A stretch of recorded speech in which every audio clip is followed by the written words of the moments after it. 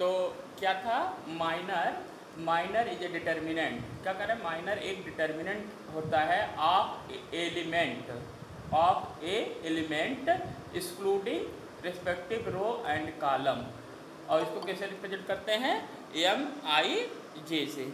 जैसे एग्जाम्पल के लिए, जैसे हमने एक मैट्रिक्स एक डिटर्मिनेंट लिया A1 2 ऑर्डर का, ये किस ऑर्डर का, 2 ऑर्डर का है। तो इसमें आपका 1 मिनट इनका अटेंडेंस करते हैं, अबू जरब और उमेद, ठीक है। तो इसमें अब कम क्या होगा,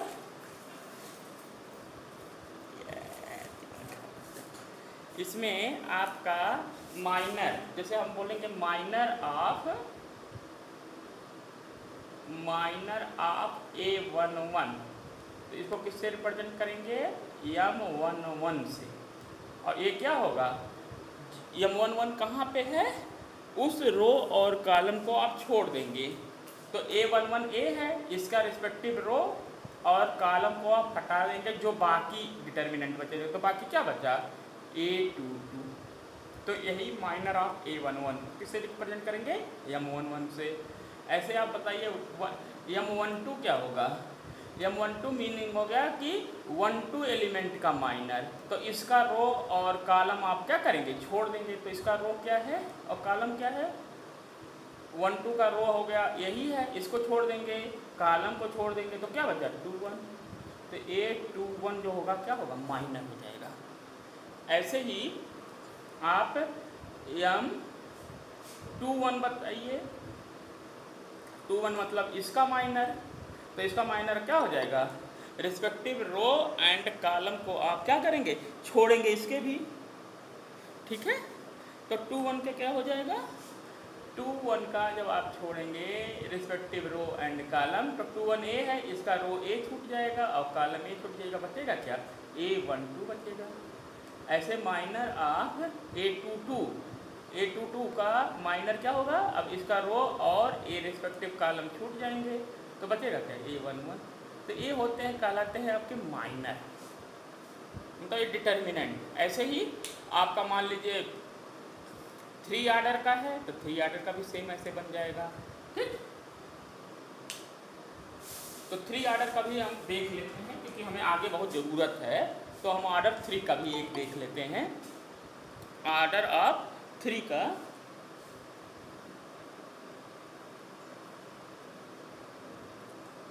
ऑर्डर 3 का देखिए, जैसे एक आपने ले लिया डिटर्मिनेंट ऑफ ऑर्डर 3। तो ऑर्डर 3 का आपने लिखा A11, A12, A13, A21, A22, A23, A31, A32 and A33। ये सपोज आपका डिटर्मिनेंट है। तो अब इसका हमें माइनर बताना है। What is the minor of each element, फिर से देख लो ताकि बाकी लोग भी आ जाएँ जल्दी से, क्योंकि इसकी हमें ज़रूरत है। तो अब जैसे हमें M11 की वैल्यू बताइए क्या होगा, M11 का यानी A1 का। अब इसका रिस्पेक्टिव रो को आप हटा देंगे और कॉलम को हटा देंगे, बचा का क्या, यही बचेगा। तो ओ डिटर्मिनेंट, तो ये क्या आ जाएगा, A22, A23 एंड A32 और A33। ये हो जाएगा माइनर ऑफ A11, ठीक है। ऐसे ही आप M12 बताइए, माइनर ऑफ A12 मतलब A12 एलिमेंट का माइनर। अब इसका रिस्पेक्टिव रो और कॉलम को हटा देंगे, क्या बचेगा आपका, देखिए A21 आएगा, A23 आएगा, A31 आएगा and A33, that is minor of A12 हो गया। मतलब माइनर मतलब जो इस एलिमेंट का, जैसे A13 का लेना है माइनर, तो इसको रिप्रेजेंट करेंगे A13 से। और ये क्या होगा A13 का, तो इसका रिस्पेक्टिव कॉलम एंड रो को हटा दीजिए, तो बचेगा क्या, A21, A22, A31, A33 बचेगा। तो A21, A22, A31 and A32, that is minor of A13 का हो गया। ठीक, तो हमें देखा कि माइनर ऐसे सारे एलिमेंट का आप निकाल सकते। माइनर ऑफ A21 क्या होगा, इसको रिप्रेजेंट करेंगे A21 से, और A क्या होगा, रिस्पेक्टिव रो और कॉलम को हटा, जैसे 21 है तो इसका A वाला हट जाएगा और A वाला हट जाएगा, तो क्या बचेगा, A12 बचेगा, A13 और A21 और A23। माइनर आप किसका लिखे, 21 का लिखे हैं, सॉरी, तो 21 का क्या होगा, A22, A23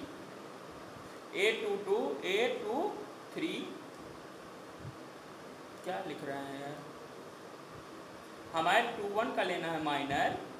21 मतलब A वाला एलिमेंट, तो A12 आएगा, A13, A यहाँ क्या आ जाएगा, A32 and A33।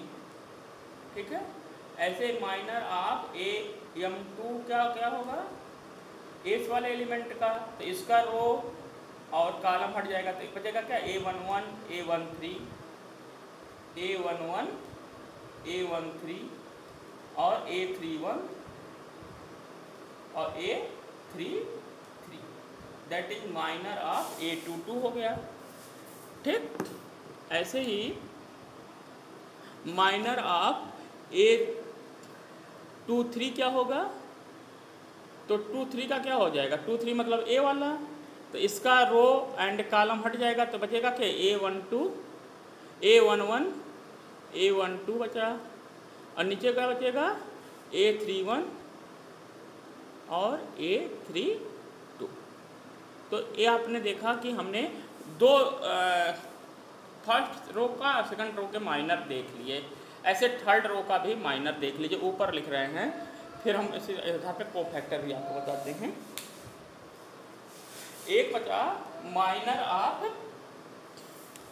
Minor of ऐसे यहाँ पे करते हैं, हमें बनाना है यम, इसका 3-1 का बताइए, तो 3-1 का लेंगे तो इसका रो और कॉलम निकल जाएगा, तो क्या आएगा, A12, A13, A22 और A23। ठीक है, ऐसे माइनर ऑफ A32 क्या आएगा, 32 मतलब इसका रो, तो A वाला आपका कैंसिल हो जाएगा, A कैंसिल हो जाएगा, तो ये आ जाएगा 32 का A11, ये आ जाएगा A11। ठीक है, 32 का लेना है तो A13 आएगा, और नीचे आ जाएगा A21 और A22। ये आपका माइनर हो गए। एक और बचा है, उसको भी लिख लेते हैं कहीं पे, ताकि आगे हम कोफैक्टर भी समझा देंगे। तो आपका A33 का माइनर क्या होगा, 33 मतलब इसका, तो A क्या आ जाएगा, A11, A12, A21 और A22। एक आपका माइनर होते हैं, दैट आर माइनर। कुल कितने हो गए माइनर सभी के, आपके कुल 9 एलिमेंट हैं। तो कैपिटल एम से आप माइनर लिखते हैं, और उसमें क्या होता है, जिस एलिमेंट का लेना होगा उसका रो और कॉलम क्या होता है, गायब होकर जो आपका डिटर्मिनेंट बनता है वही आपका क्या कहलाता है, दैट इज कॉल्ड माइनर। ठीक, अब माइनर आ गया, इसके बाद माइनर के अगला आता है कोफैक्टर। अगला क्या हो गया, कोफैक्टर। तो देखिए कोफैक्टर को क्या कहते हैं, इसको भी मैं इसी में डिफाइंड कर रहा हूँ, इसलिए मैं मिटा नहीं रहा हूँ। अगला है कोफैक्टर, अगला वर्ड है हमारा कोफैक्टर।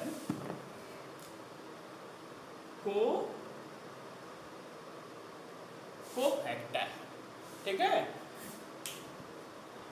माइनर क्लियर हो गया ना। तो अगला है हमारा word cofactor. What is cofactor, तो कोफैक्टर देखिए क्या होता है। तो cofactor is also determinant of element Aij excluding respective row and column and represented as Aij। इसको किससे आप रिप्रेजेंट करेंगे? कैपिटल ए आई जे, ठीक है। और ये क्या होता है? Capital A I J is equal to -1 के पावर आई प्लस जे और एम आई जे। मैंने क्या बोला? ध्यान देना, मैंने क्या बोला? Cofactor is represented as A I J, और इसको कैसे कहते हैं? -1 के power I plus J M I J, ठीक है। यानी कि वही डिटर एम आई जे तो आप निकालना सीख गए, तो उसमें क्या करेंगे? -1 करके आई प्लस जे को क्या करेंगे? प्लस करेंगे।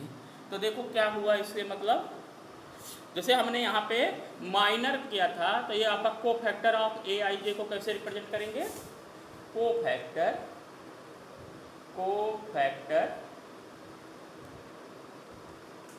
ठीक है, कोफैक्टर ए एफ आई जे क्या हो जाएगा? कैपिटल A11 से रिप्रेजेंट करेंगे।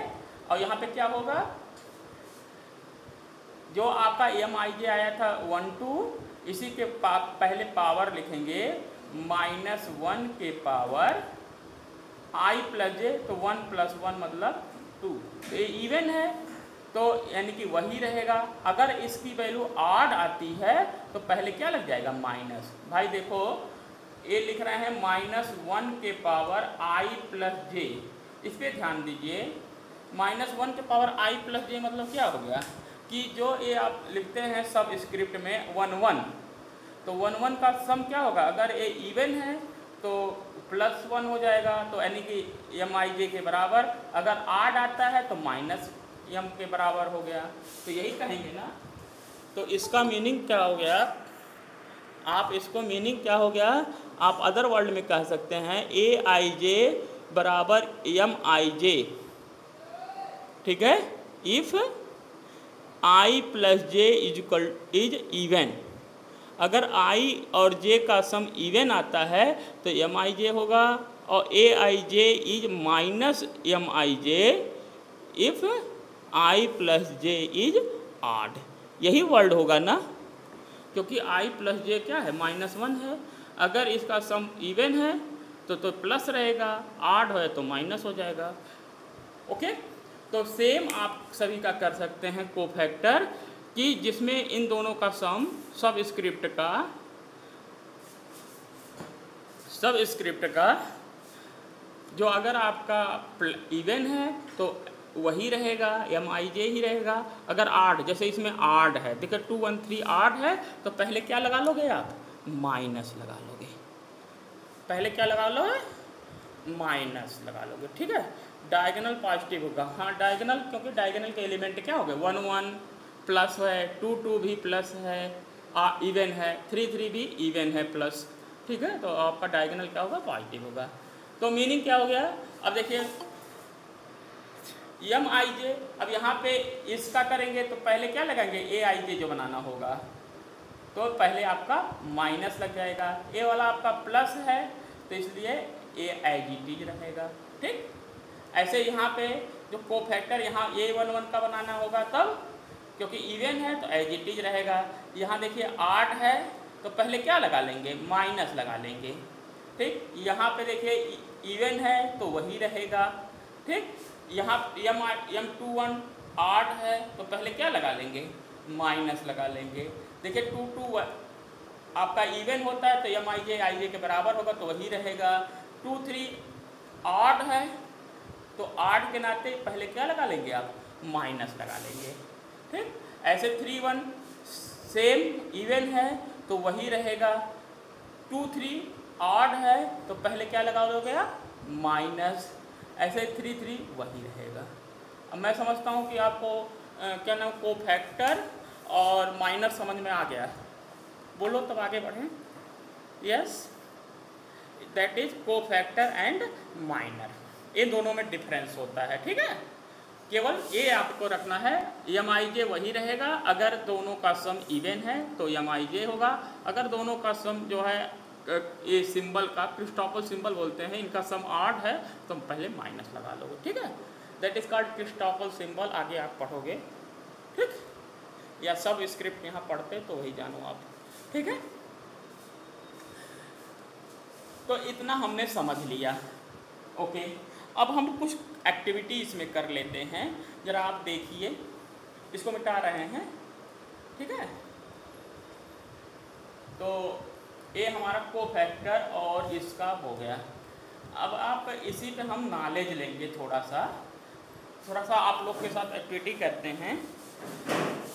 जरा मान लीजिए आपका एक डिटर्मिनेंट है, 2 ऑर्डर का ही पहले लेते हैं, A11, A12, A21, A22, ठीक है। ये आपका डिटर्मिनेंट है। इसकी वैल्यू क्या आएगी, डिटर्मिनेंट वैल्यू जो निकालेंगे तो आ जाएगा आपका A11, A22 minus A21 and A212, यही होगा ना, that is the determinant value. Okay, अब ये बताओ आप जरा A11 की वैल्यू जरा बताइए क्या होगा। A11 सीधे तो A11 का रिस्पेक्टिव रो और कॉलम को हटा देंगे तो क्या आ जाएगा, A22 आ जाएगा। अब चूंकि इवन है तो एज इट इज रहेगा। A12 क्या होगा, A12 अब इसका रो और कॉलम हटा देंगे 21 होगा, है? लेकिन पहले साइन क्या होगा आपका, माइनस होगा, ठीक है। ऐसे A21 क्या होगा, A21 A वाला है, इसका रिस्पेक्टिव रो कॉलम कैंसिल होगा तो ये आ जाएगा A12 होगा, लेकिन ऑड है तो पहले क्या लगेगा, माइनस लगेगा। और A22 क्या होगा आपका, A12, ये इवन है तो वही रहेगा। इतना तो आपको कोफैक्टर निकालना आपको आ गया है, ठीक है। जरा आप हमें अब बताइए जरा, A11 into A11 plus A12 into A12 की क्या वैल्यू आती है, जरा सॉल्व करके बताइए। हमने क्या कहा, फाइंड दिस वैल्यू, ठीक है। इस वैल्यू को जरा पता करते हैं। A11 तो A11 तो A11 ही रहेगा, ठीक। और A कैपिटल 11 क्या है, A22 है, ठीक। A12 प्लस A12 है, और A12 की वैल्यू क्या है, A12 की वैल्यू माइनस A21 है, माइनस A21 तो क्या बना देगा आपका, माइनस कर देगा, ठीक है।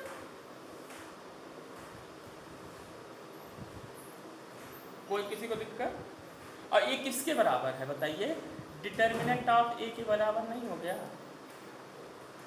ध्यान दो, that is equal to determinant of A। भाई डिटर्मिनेंट ऑफ A की वैल्यू यही तो है, देखो ये दोनों सेम है, तो मतलब यहाँ से हमें एक कंक्लूजन आ गया, A11, A12 is equal to determinant of A। ये बहुत बड़ा एक कंक्लूजन, एक आंसर हमारे पास दिखाई पड़ रहा है, ठीक है। ऐसे ही अगर आपने देखिए ध्यान से, हमने A11 किया, A21 लिया, A21, अब इसकी वैल्यू देखिए क्या आता है, चलिए तो इसकी वैल्यू देखिए, A11 तो रही है, A11 की वैल्यू क्या है, A22 ही है, A21 तो रहने दीजिए, और A21 की वैल्यू क्या है, A21 की माइनस A12 है, तो ये माइनस कर देगा, माइनस A21, तो इसकी वैल्यू फिर क्या आ गई, डिटर्मिनेंट A, ठीक। इतना समझ में आ रहा है ना। अब आगे देखिए, अब हम एक एक्टिविटी और करते हैं, जरा आप वैल्यू बताइए, A11 हमने लिया A21 प्लस A12 वैल्यू लिया A22, ठीक है, कैपिटल A22। अब इसकी वैल्यू जरा बताइए, हमने क्या लिखा है, ध्यान देना, A11 लिया है और इसका नीचे वाले से A21 लिया है, ऐसे A12 लिया, A22, इसका आपने कोफैक्टर लिया। अब इसका मल्टीप्लिकेशन देखते हैं क्या आता है। तो देखो A11 तो रहने दीजिए, और इसका कोफैक्टर A21 का क्या है, माइनस है, ये आ जाएगा आपका माइनस कर देगा, that is equal to minus A12 आ गया, ठीक है, प्लस A12 है और A22 की वैल्यू क्या है, A11 है। तो मीनिंग क्या है, देखिए दोनों कैंसिल, एक प्लस पार्ट है एक माइनस पार्ट, तो ये क्या करेगा, जीरो कर दे रहा है। तो एक यहाँ से बहुत इम्पॉर्टेंट कंक्लूजन हमें मिल रहा है, क्या मिला, A11, A21, A12, A222 की वैल्यू क्या है, डेट इज जीरो,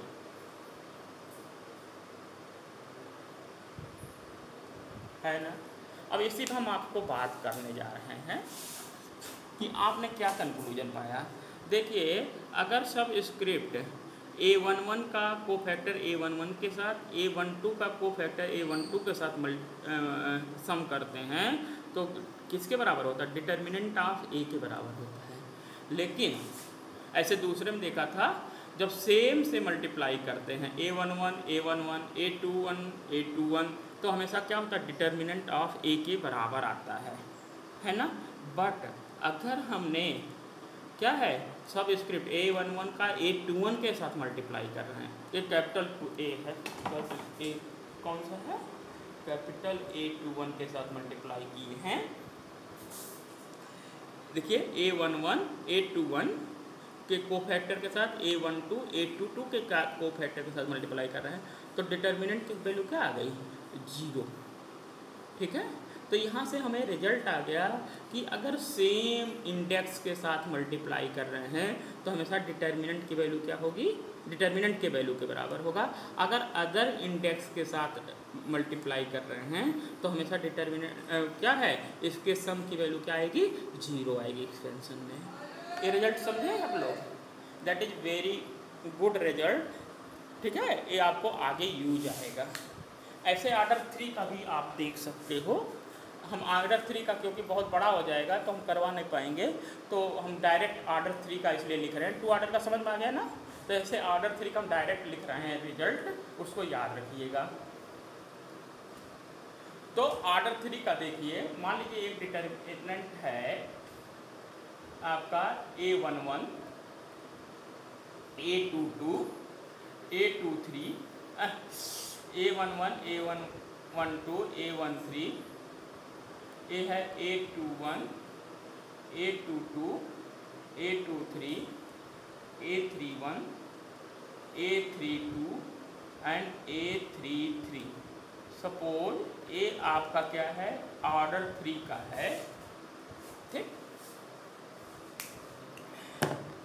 तो अगर आपने A11 का कोफैक्टर A11 के साथ A12, अब इसमें कितने एक्सपेंशन है, 3 होते हैं कोफैक्टर A12 के साथ, और ऐसे A13 का कोफैक्टर A13 के साथ एक्सपेंशन का सम करते हैं तो इसकी वैल्यू आएगी डिटर्मिनेंट ऑफ A के बराबर आएगी, ठीक है। इसको चाहो तो आप देख भी सकते हो, दिखा देते हैं आपको कैसे हुआ है।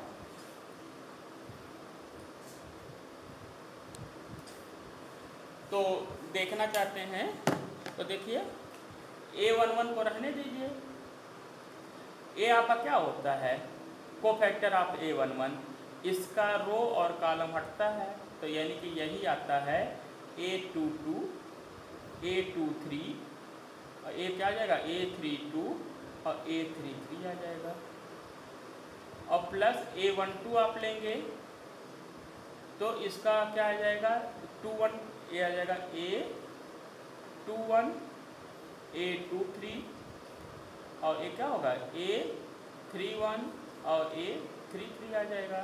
लेकिन आपका देखिए 8 है तो यहाँ साइन क्या हो जाएगा आपका, माइनस आ जाएगा।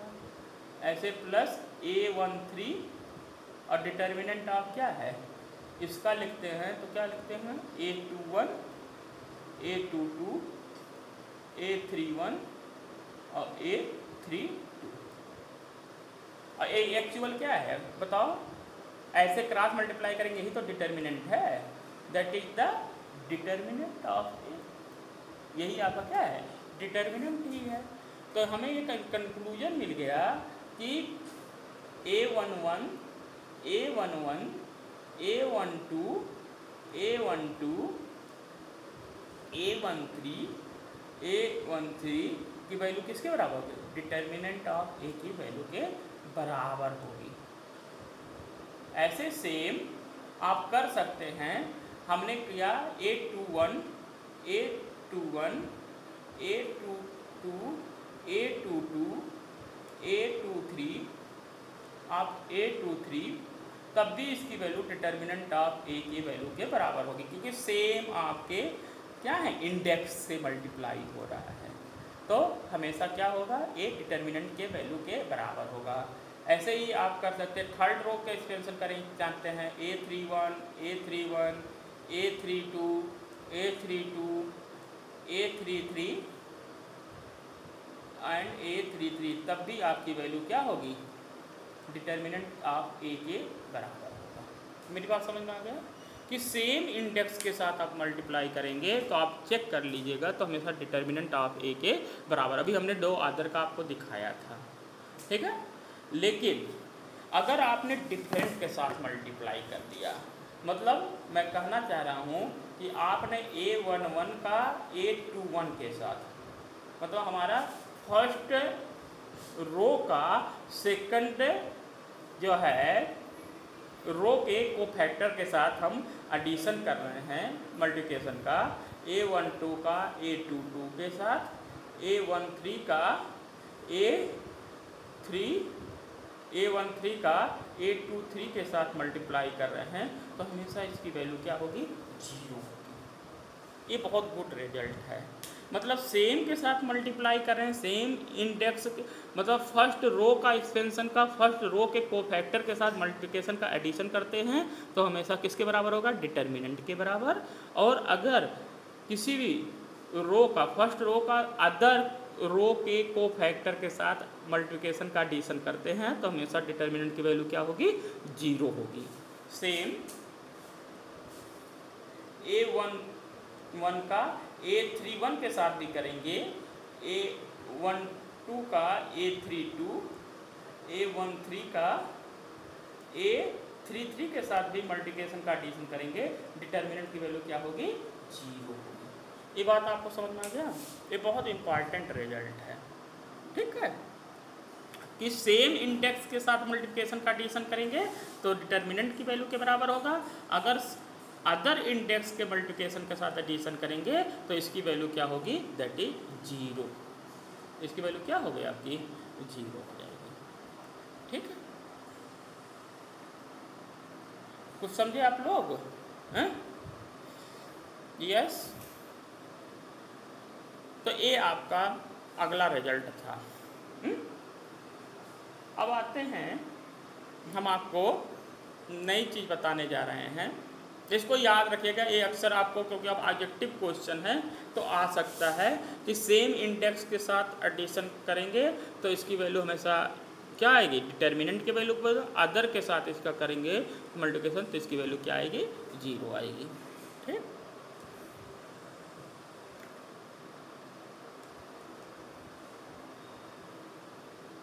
ठीक है, तो इसको मिटाते हैं। अब हम आपको बताने जा रहे हैं नेक्स्ट चीज, एडजॉइंट मैट्रिक्स, ठीक है। अगला है एडजॉइंट मैट्रिक्स, ठीक है। एडजॉइंट मैट्रिक्स क्या होता है, व्हाट इज एडजॉइंट मैट्रिक्स, ठीक है। हम लोग को आज पढ़ना है adjoint matrix,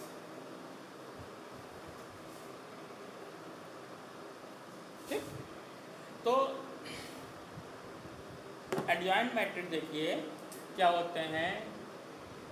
adjoint matrix is a matrix, ठीक है, is a square matrix,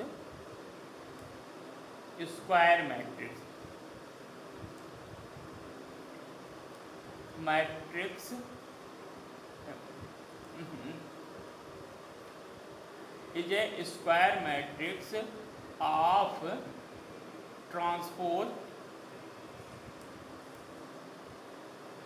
transpose देखिए मैं लिख रहा हूँ transpose of square transpose of cofactor of square matrix.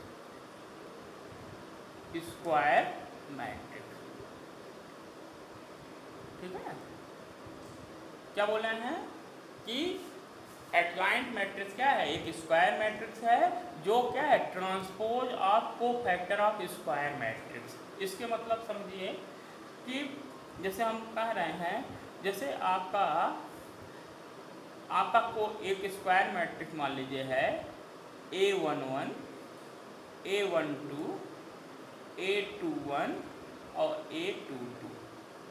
ठीक है, तो इसका पहले हमें क्या वर्ड आया कोफैक्टर, तो इसका कोफैक्टर क्या होगा आप कैपिटल से लिखते हैं। A11 क्या होगा आपको पता है क्या हो गया है A22 है।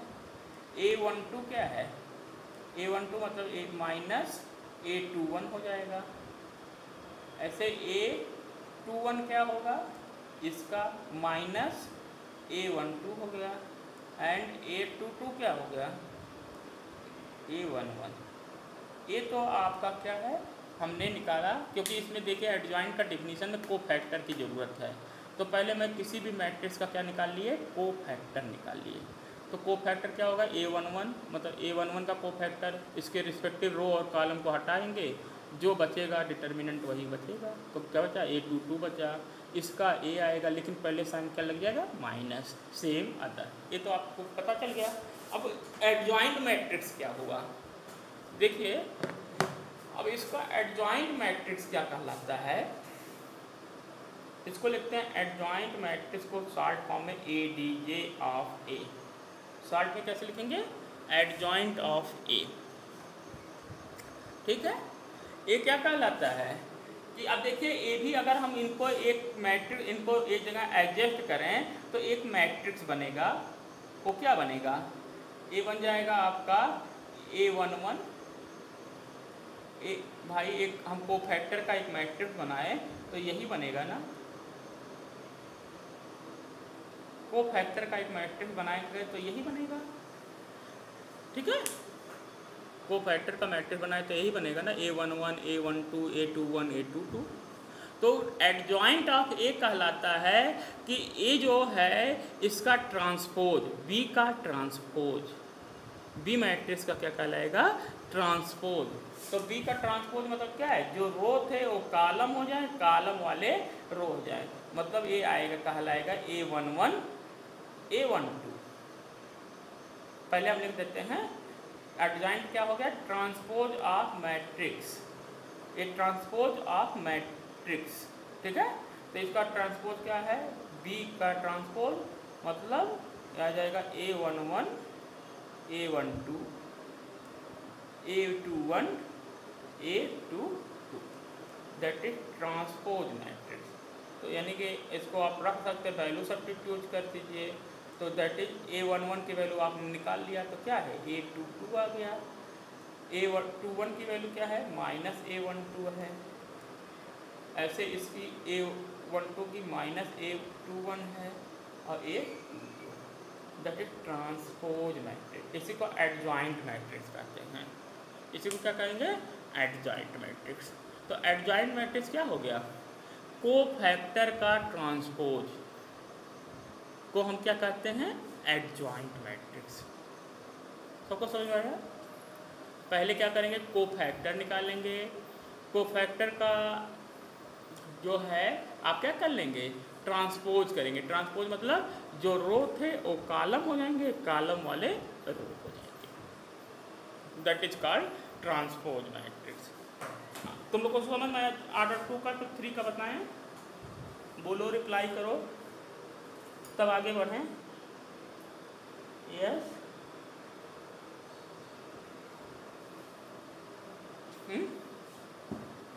तब ऑर्डर 3 का बताएं।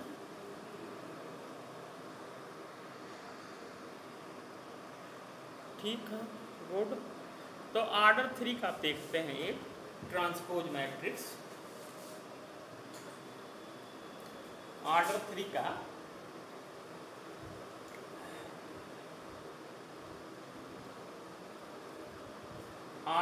का देखिए, जैसे मान लीजिए A11 ए हो जाएगा, A13 आ जाएगा, यहाँ पे A23 हो गया, यहाँ A31, A32 and A33। Suppose ए आपका क्या है, ऑर्डर 3 का मैट्रिक्स है। तो इसके को फैक्टर को हम कैसे लिखते हैं, A11 से लिखेंगे, A12, A13, A31, A21, A22, A23 हो गया। ऐसे A31 कैपिटल से, A31, A32 एंड A33, ये क्या हो जाएगा, एक ट्रांसपोज, ये क्या हो गया आपका कोफैक्टर का एक मैट्रिक्स बनेगा। इनकी वैल्यू आप निकालना सीख गए हैं। तो एडजॉइंट मैट्रिक्स क्या कहलाएगा, इसका एडजॉइंट क्या कहलाएगा, एडजॉइंट ऑफ है इसी का ट्रांसपोज, इसी का बी का ट्रांसपोज। तो बी का ट्रांसपोज क्या होगा, यानी कि आ जाएगा A11, A12, A13, A21, A22, A23, A31, A32 and A33। That is क्या हो गया आपका एडजॉइंट मैट्रिक्स।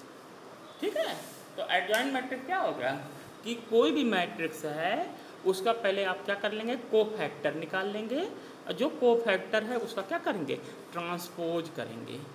तो ठीक है, तो एडजॉइंट मैट्रिक्स क्या हो गया यहाँ पे, एडजॉइंट ऑफ ए इज जो मैट्रिक्स यानी कि बी का ट्रांसपोज। ट्रांसपोज मतलब जो रो थे वो कॉलम, कॉलम थे वो रो, आपका यही कहलाएगा एडजॉइंट मैट्रिक्स। ये आपको समझ में आ गया ना, ठीक है। अब मज़े की बात देखिए, एक चीज़ थोड़ा सा और वर्क कर लेते हैं तो फिर आपको छोड़ते हैं। इतना तो आपको समझ में आ गया, ठीक है। तो ऑर्डर 2 वाला करते हैं, 3 वाला कल कर लेंगे। तो एक चीज़ ज़रा देखिए, ज़रा आप ऑर्डर 2 वाले में हमें वर्क करते हैं। ज़रा ए मैट्रिक्स एक मान लीजिए A11 है, A12 है, A21 है, A22 है, ठीक है। और इसका एडजॉइंट मैट्रिक्स क्या हो जाएगा बताइए अब आप जल्दी से। तो आप बता सकते हैं एडजॉइंट मैट्रिक्स क्या हो जाएगा, A11, A12 हो जाएगा, जो रो है वो कॉलम, और A21 और A22, यही आपको क्या कहलाएगा, एडजॉइंट मैट्रिक्स हो गया, ठीक है। मतलब इसका भाई ए का A11 होगा, इसका A12 कैपिटल से, तो यहाँ पे आ जाएगा, जो रो है वो कॉलम है, तो यही आपका क्या हो गया, एडजॉइंट मैट्रिक्स। अब जरा इसका आप मल्टीप्लाई करिए, ए इंटू एडजॉइंट ऑफ ए का हम मल्टीप्लिकेशन करते हैं, तो दोनों का मल्टीप्लाई करेंगे तो क्या होगा, जो रो में मल्टीप्लाई ऐसे होता है, तो ये आ जाएगा A11 प्लस A12 आ जाएगा, ठीक है। पहला रो का पहले कॉलम से, दूसरे रो का करिए A21, A11, A22, A12, ऐसे पहले इधर करिए A11, A21, A12, A22, यही आएगा। ऐसे सेकंड वाले का करेंगे A21, A121, A22, A22। इतना आप लोग को समझ में आ रहा है। मैंने क्या किया, ए में एडजॉइंट ऑफ ए से क्या किया, मल्टीप्लाई किया। तो मल्टीप्लिकेशन तो सबको आता है, फर्स्ट रो का फर्स्ट कॉलम से, तो यहाँ मल्टीप्लिकेशन हो गया। सेकंड रो का फर्स्ट कॉलम से करेंगे तो यहाँ लिखते हैं, फर्स्ट रो का सेकंड कॉलम से करते हैं तो यहाँ लिखते हैं, फर्स्ट रो का सेकंड कॉलम से करेंगे तो यहाँ लिखेंगे, यही होता है ना। तो हमने कर दिया। अभी हमने बताया था कि अगर सेम इंडेक्स से मल्टीप्लाई होता है तो उसका सम करते हैं तो क्या होता है, डिटर्मिनेंट के वैल्यू के बराबर होता है। अदर से करते हैं तो वैल्यू क्या हो गई, 0 होती है। तो देखो यहाँ से मज़ेदार रिजल्ट क्या आ गया, a into adjoint of a is equal to क्या आ जाएगा बताइए, यहाँ जाएगा डिटर्मिनेंट ऑफ a 0 0 और डिटर्मिनेंट ऑफ a आ जाएगा। कोई दिक्कत बोलो। यहाँ से देखो हमने क्या किया, किस देखो ध्यान से, यहाँ पे a11 है a11 है, a12 है a12, तो डिटर्मिनेंट ऑफ a के बराबर है। लेकिन a21 है a11 है, a22 है a12, तो क्या हो गया 0 हो जाएगा। ऐसे same a11 a12 a12 a22, फिर डिटर्मिनेंट की वैल्यू क्या हो गई 0, और यहाँ पे सेम है तो ये डिटर्मिनेंट के वैल्यू के बराबर आ जाएगा। ठीक। अब आप जानते हैं डिटर्मिनेंट में कोई एलिमेंट कॉमन हो तो सभी में कॉमन हो जाता है। तो देखिए इसमें डिटर्मिनेंट ऑफ ए कॉमन हो गया, तो डिटर्मिनेंट ऑफ ए इंटू क्या आ जाएगा 1 0 0 1 आ जाएगा। और ये क्या है, A into adjoint of A है। ठीक है, A into adjoint of A, clear. A into adjoint of A है, तो ठीक है, तो A into adjoint of A, और इसको क्या बोलते हैं आइडेंटिटी मैट्रिक्स हो गया भाई। सेकंड ऑर्डर का क्या है आइडेंटिटी मैट्रिक्स। तो यहाँ पे थोड़ा सा और हम कर देते हैं, तो फिर कल कराएंगे। तो यहाँ से क्या आ जाएगा, ए इंटू एडजॉइंट ऑफ ए में अगर हमने डिटर्मिनेंट ऑफ ए से डिवाइड कर दे तो किसके बराबर हो जाएगा, आइडेंटिटी के। तो आप जानते हैं दो चीज़ों का मल्टीप्लिकेशन अगर आइडेंटिटी आता है तो कब आता है, जब b is inverse of a। तो ये कब पॉसिबल है, जब b is inverse of a, इसी को तो कहेंगे इनवर्स। तो मतलब यहाँ से आ जाएगा कि a का इनवर्स जो है ये क्या है, adjoint of a upon determinant of a। एक हमें रिजल्ट आ जाएगा, ठीक है। तो इनवर्स मैट्रिक्स वैल्यू बराबर क्या होती है, adjoint of A upon determinant of A. इससे